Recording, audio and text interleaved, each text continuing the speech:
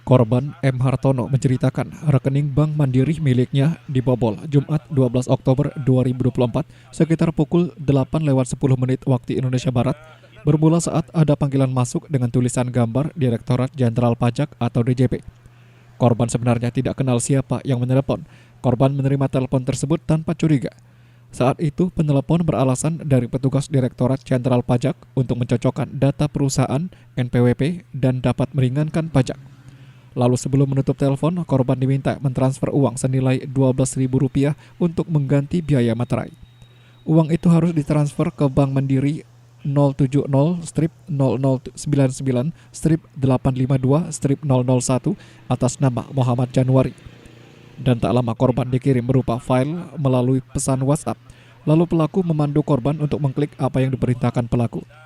Setelah kejadian itu, korban kembali beraktivitas seperti biasa, hingga akhirnya korban sekira pukul 16:30 waktu Indonesia Barat menerima pemberitahuan dari SMS M-Banking terjadi pemindahan dana 298 juta dari rekening korban ke rekening pelaku. Korban mengecek saldonya di Briling karena aplikasi Livin Mandiri tidak bisa diakses korban. Ternyata saldo korban sudah habis dan hanya menyisakan Rp98.000 di rekening saldo.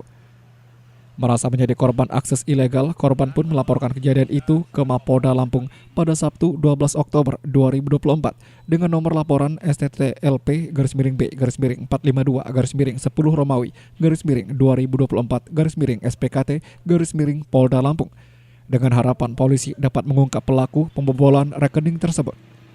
Orang pajak ingin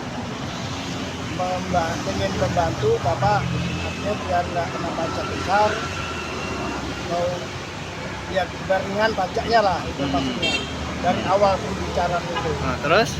Ya udah itu dia telepon ke kita, ya nggak tahu istilah itu gimana, udah telepon itu kan HP nggak saya bawa. Sampai sore jam 5 habis asar itu jam 5 sore baru aku pegang HP. Baru pegang HP. Ada notifikasi dari Bank Mandiri. Ya, dari ada notifikasi dari Mandiri kok ada dana keluar yang sekian. Nah, hitunglah saya. Adanya perpindahan uang lewat digital atau elektronik. Rekening beliau kurang lebih sekitar 298 juta untuk pindah kepada rekening orang lain yang sesama Bank Mandiri. Kemudian kami lapor ke Polda dan kata Polda sudah diterima laporannya.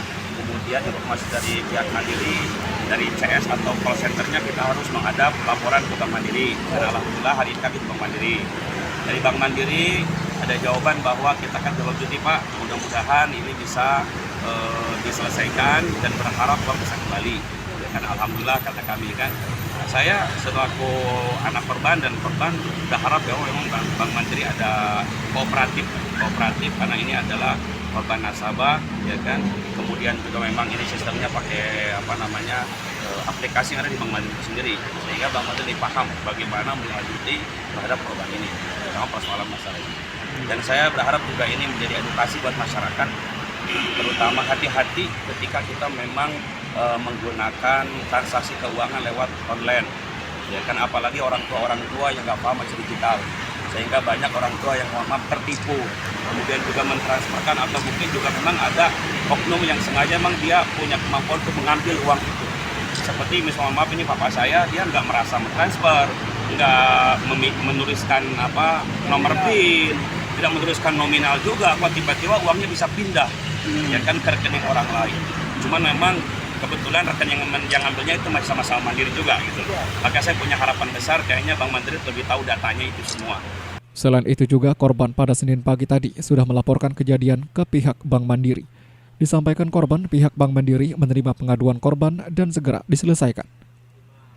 Leo Dampiari melaporkan.